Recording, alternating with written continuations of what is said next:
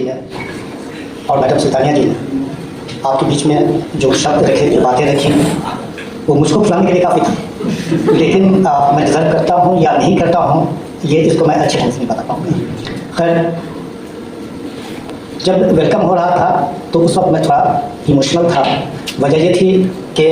अपने ही घर में अगर किसी को मेहमान समझा जाए तो हम समझते हैं कि कुछ अच्छा महसूस नहीं होता, अच्छी फीलिंग नहीं आती है। डिफ़िकल्टीज थी, जो कठिनाइयाँ उत्पन्न हो रही थी एजुकेशन, उसको हम फोकस करें, ना कि हम फोकस हमारा डिफरेंट जगहों को, बल्कि टारगेटेड फोकस, एक लक्ष्य की तरफ हम ध्यान दें और उसको ही ये करके दूर करके, उसमें कमियाँ हैं तो दूर करके, या बेहतर है तो उसका और बेहतर बनाने की कोशिश करने की हम कोशिश करें और एजुकेशन को हम सही ढंग से बच्चों के बीच में परोस सकें। तीसरी चीज़ थी कि जो हमारा इन्वायरमेंट बनता जा रहा था कम्प्लेक्सिटीज़ की वजह से, वो उस इन्वायरमेंट में कहीं कहीं उबन सी थी, कहीं कहीं पर बॉर्डर फीलिंग होती थी। बल्कि ये था कि जस्ट फॉर डिग्री जो है बच्चे एडमिशन ले रहे थे, वो उनको नॉलेज से मतलब नहीं था, उनको किसी तरह के ज्ञान नहीं चाहिए थी, बस उनको अपना टाइम पास कर रहे थे और टाइम पास करके वो ये चाह रहे थे कि उनके ये करके बस उनको एक सनद मिल जाए, एक डिग्री मिल जाए, एक सर्टिफिकेट मिल जाए, बस इतना इनका फोकस होगा।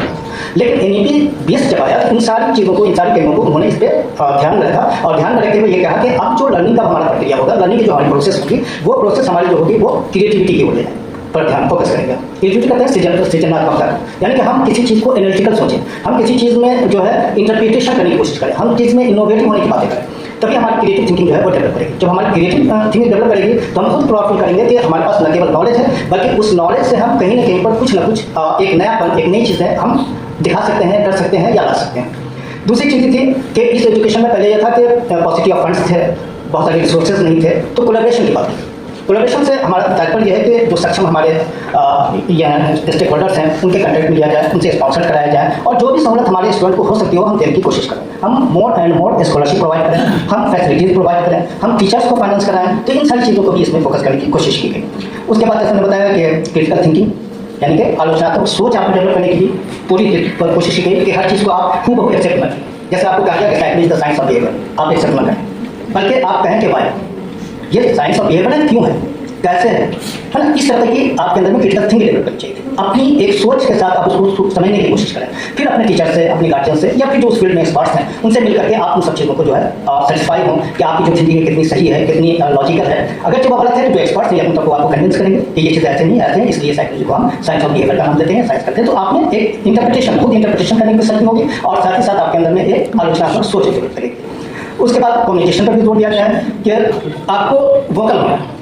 आपको इंटरैक्टिव होना है। अब ये नहीं है कि आप ग्रुप में जाकर बैठे और आपसे सवाल किए जा रहे हैं, आपकी नजर नीचे नहीं है, आप जान रहे हैं लेकिन आपका दिल धड़क रहा है और आप रिस्पॉन्स नहीं कर पा रहे हैं। फिर बात आप निकल कहते हैं मुझे पता था, वहाँ तुम घबरा गए। तो ये सारी चीज़ों की जो घबराहट होती है या उसकी कमियाँ आती हैं कम्युनिकेशन करने में, संप्रेषण करने में, उन सब चीज़ों को दूर करने के लिए भी इस पर फोकस किया गया कि कितना इंटरैक्टिव हो सके, टीचर टॉट में इंटरेक्शंस हो। ये बनाने के बाद छोटे छोटे टुकड़ों में बांटने की बातें हैं इसमें कि उससे आप अपार्ट फ्रॉम क्लास आप उस बच्चों से इंटरेक्ट करें, उनको आप ज़्यादा से ज़्यादा समझें, उनकी समस्याओं को आप समझें, बच्चे भी अपनी समस्या को रखें। तो ये सारी चीज़ें जो है हमारी एनईपी में वो शामिल की गई है। उसके बाद ये है कि हमारी जो स्टूडेंट्स हैं, जो आप छात्र हैं या छात्र हम भी हैं, सीखते ही रहते हैं, तो उनको उनमें विकसित करने की, उनमें विकास करने की जितनी भी चेष्टाएं हो सकती हों, जितनी भी कोशिश हो सकती हों, उसको हम पूर्णतः कंप्लीट करने की कोशिश करें और जितना मीन्स हो सके उसको हम करें। अब हमारे बीच में एक प्रश्न उठता है कि जो एनईपी है या जो नेशनल एजुकेशन पॉलिसी है वो किस चीज़ पर फोकस करती है, उसका ध्यान किस पे है, किस चीज़ पर केंद्रित होती है। तो इस संदर्भ में हमने कुछ आस्पेक्ट और कुछ बातें हमने यहाँ पर रखी हैं कि जैसा कि हमने आपको बताया कि पहले क्या था कि कंडीशन तो ये बात कहेंगे कि आप उनके वेलबींग के बारे में भी सोचें। वेलबींग से आप लोग वाकिफ होंगे, तो डेफिनेटली इसमें ये है कि आप as it is where it is वाली बातें होती हैं कि आप जहाँ पे हैं वैसे आप रिलैक्स हैं, आप अपने को हमेशा हल्का महसूस करें,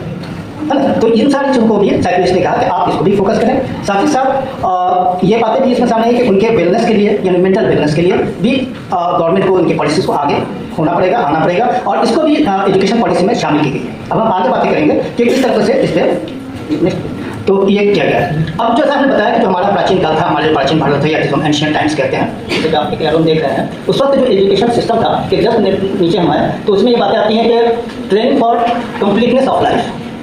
यानी आपका जीवन पूर्ण हो, इसके लिए एजुकेशन दी जाती है, शिक्षा दिया जाता है। ये प्राचीन काल का कंसेप्ट था।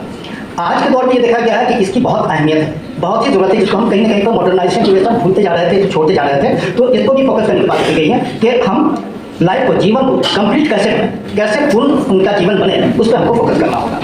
उसके बाद जो चीज़ें सामने आई,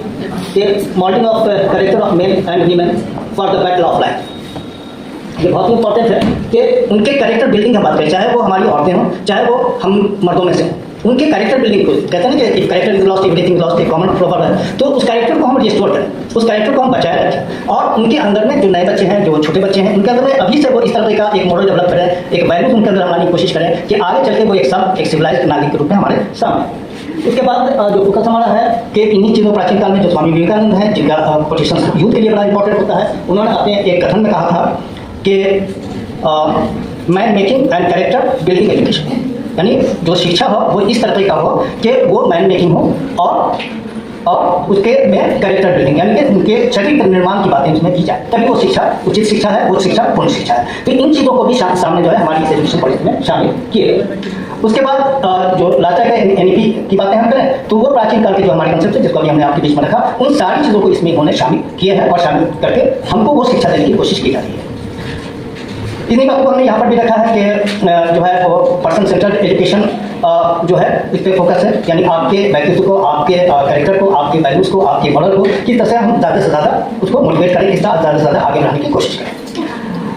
अब जो एंशिएंट पीरियड की हम बात करें तो उस वक्त हमारा क्या था कि जो एजुकेशन थी, जो शिक्षा प्रणाली थी, जो शिक्षा का विषय वस्तु हुआ करता था, उसमें इंग्लिशमेंट ऑफ कल्चर की बात करते थे, यानी जो हमारा संस्कृति तो नहीं, संस्कृति हमारी जो संस्कृति थी वो संस्कृति को हम रिस्टोर करें, उस संस्कृति को हम आगे बढ़ाने की कोशिश करें। और संस्कृति से ये कहा जाता है कि चरित्र भी बनेगा, अगर संस्कृति को हम अपनाए हुए हैं, हमारा परिवार भी ढंग का बन पाएगा और समाज में भी हमारी प्रतिष्ठा बढ़ती हुई नजर आएगी। फिर कैरेक्टर की बात मैंने पहले भी की है और अभी भी एक प्राचीन काल में था और इसको यहाँ भी देखा गया है कि कैरेक्टर बिल्डिंग सबसे इंपॉर्टेंट है। उसके बाद पर्सनालिटी डेवलपमेंट है, चूंकि हम साइकोलॉजी के हैं तो साइकोलॉजिस्टों ने इस पर बहुत फोकस किया कि व्यक्तित्व का जो स्ट्रक्चर है या व्यक्तित्व का जो हमारा निर्माण है या उसका जो विकास है वो तभी संभव होगा जब हम उचित शिक्षा उचित रूप से उचित समय पर हम बच्चों को देने की कोशिश करें। उसके बाद कल्टिवेशन ऑफ नोबल आइडियाज, यानी कि नई नई सोच, नई आपके अंदर में एक लड़क कसर, ये सारी चीज़ों को उत्पन्न करना हमारा पर्पस होता है। पुराने ज़माने में यानी जो प्राचीन काल था उसमें 3 चीज़ों पर बहुत फोकस की जाती थी। उसमें